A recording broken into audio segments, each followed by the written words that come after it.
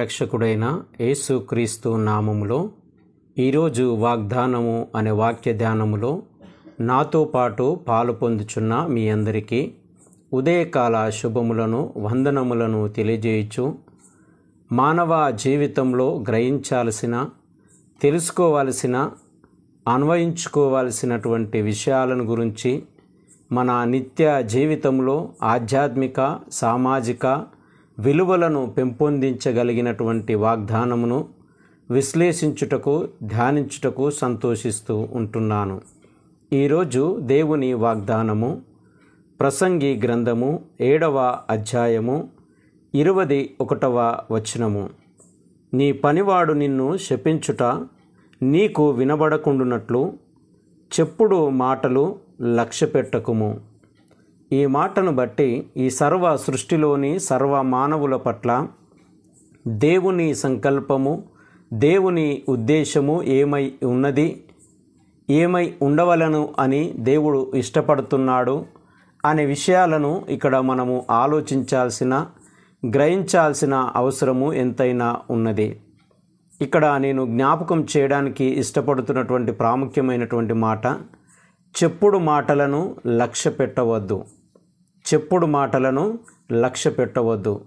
ప్రియమైన స్నేహితులారా, ఈరోజు మానవ జీవితాలను అత్యంత ప్రమాదకరమైన అల్లరికి, బలహీనతలకు, బాధలకు, కష్టాలకు, కన్నీటికి గురి చేయుచున్నటువంటి ప్రమాదకరమైనటువంటి సంఘటనల సందర్భాలు ఏమైనా ఉన్నాయా అని ఆలోచన చేసినప్పుడు తప్పక ఈ చెప్పుడు మాటలు అనేటివి గుర్తించడం వలనో, లేకుంటే వాటిని లక్ష్య పెట్టడం వలనో, వాటిని వినడం వలననో ఈ ప్రమాదకరమైనటువంటి పరిస్థితులు మానవుడు ఎదుర్కొంటున్నాడు అనేది జ్ఞాపకము చేయబడుతూ ఉంటుంది.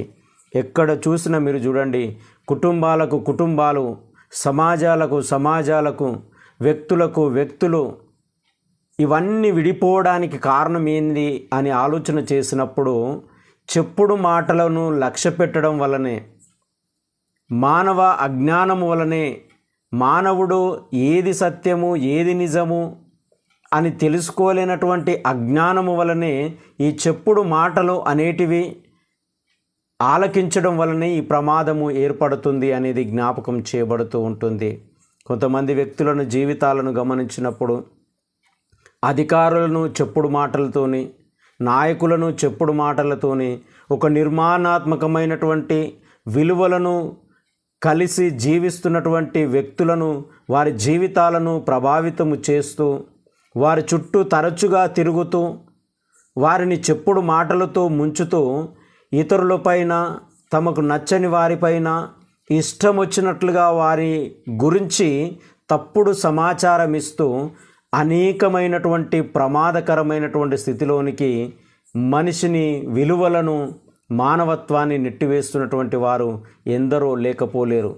ఈరోజు చుట్టుముట్టు ఎలాంటి ప్రజల మధ్యన మనం బ్రతుకుతున్నాము అనేది జ్ఞానముగా మనం ప్రవర్తించడం చాలా మంచిదండి.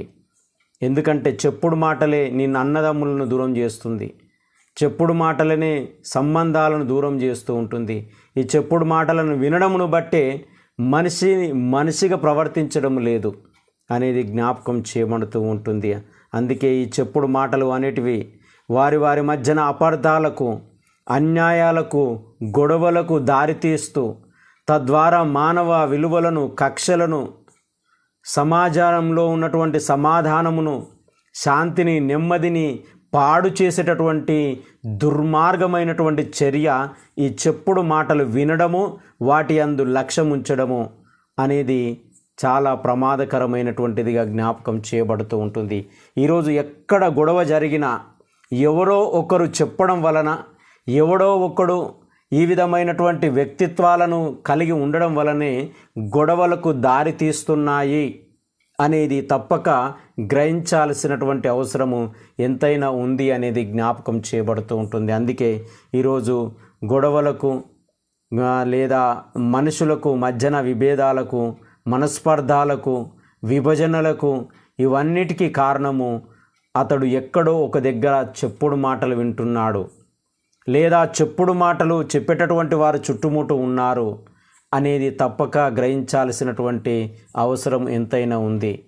అంతెందుకండి, మనం ఎక్కడన్నా వెళ్తే ఏ విధంగా ఉన్నాము అని సరిచేసుకొని మనం వెళ్తూ ఉంటాం.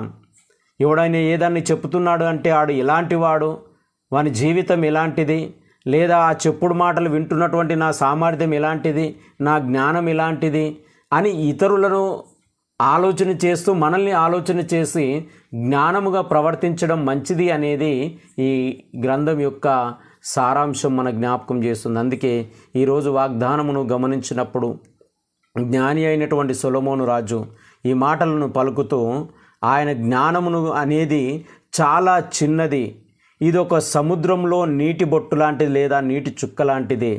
మనకు అందని గొప్ప విషయాలు ఎన్నో మన చుట్టూ జరుగుతూ ఉంటాయి. అది చెప్పుడు మాటలు చెప్పేటటువంటి వారు కావచ్చు, లేదా చెప్పుడు మాటలను అప్పుడే తీయగా నమ్మేటటువంటి వారు కావచ్చు. ఆ నిర్ణయాలు వెంటనే తీసుకోవడం వలన ఎన్నో అపార్థాలకు దారితీస్తూ ఉంటుంది. ఈరోజు చెప్పుడు మాటలను వినడం వలన ఎంతమంది కుటుంబాలు నాశనం అవుతున్నాయండి. ఈరోజు చెప్పడం మాటలు వినడం వలన ఎంతమంది జీవితాలను నాశనం చేస్తూ ఉంటున్నాం. ఈరోజు చెప్పుడు మాటలు వినడం వలన ఎన్ని గొడవలకు దారితీస్తూ ఉంటున్నాం.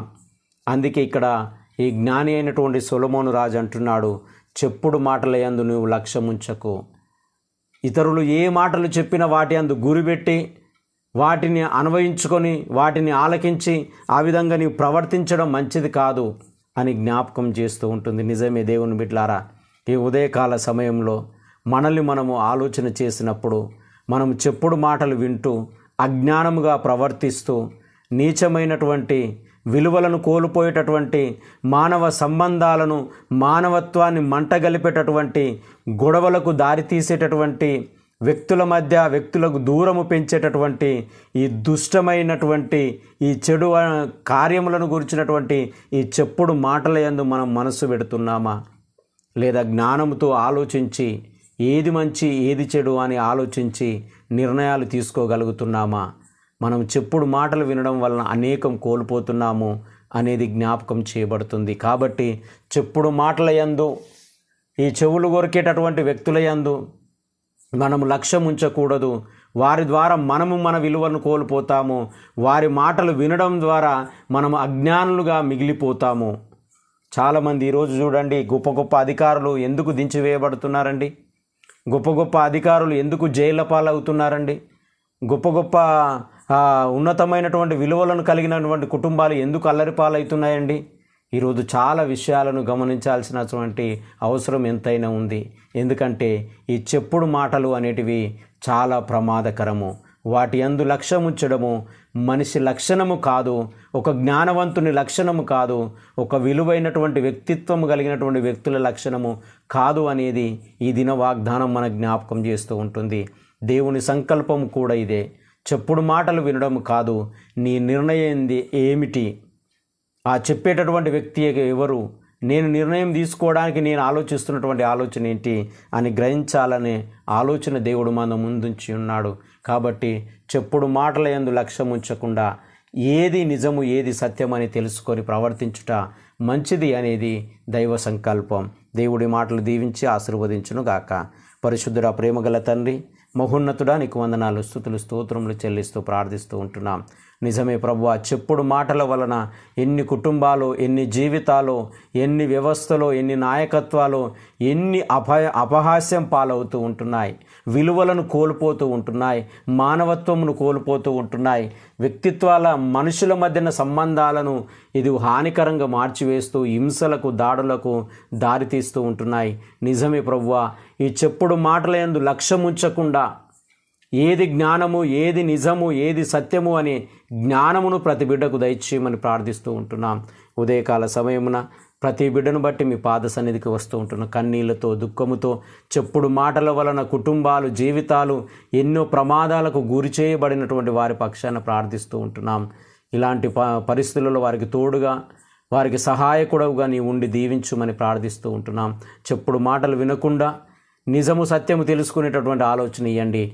చెప్పుడు మాటలకు అలవాటు పడినటువంటి వ్యక్తుల యొక్క వ్యక్తిత్వాలు మార్చి, నేను ఇతరుల గురించి చెడుగా చెప్పకూడదు, ఇతరుల గురించి ప్రచారం చేయకూడదు, అది వారి వ్యక్తిత్వాన్ని హాని చేసినట్టు అనేటటువంటి ఆ గ్రహింపు ఆ వ్యక్తులకు కూడా దయచేయమని ప్రార్థిస్తూ ఉంటున్నాం. కన్నీళ్లతో, దుఃఖంతో, కుటుంబ సమస్యలతో, ఆర్థిక ఇబ్బందులతో, ఇదిగో తండ్రి, శరీర రుగ్మతల చేత, అనారోగ్యముల చేత హాస్పిటల్లో అయ్యా దేవా ప్రభు అని మూలుగుచున్నటువంటి బిడ్డలందరినీ కనికరించుమని, క్షమించుమని, లోపములను సరిదిద్ది సంపూర్ణ స్వస్థతలను, ఆరోగ్యములను దయచేయమని, ఈ దినమున ఇది జరిగితే నేను సంతోషిస్తానని ఎవరు అనుకుంటున్నారో వారి మనవులను అంగీకరించి ఆశీర్వాదముతో నింపుమని యేసయ్య పరిశుద్ధ నామమున ప్రార్థించి అడిగి వేడుకొనుచున్నాము తండ్రి. త్రియేక దేవుని యొక్క దీవెన, ఆయన నిత్య సమాధానము మనందరికీ తోడుని దీవించి ఆశీర్వదించునుగాక. ఆమెన్.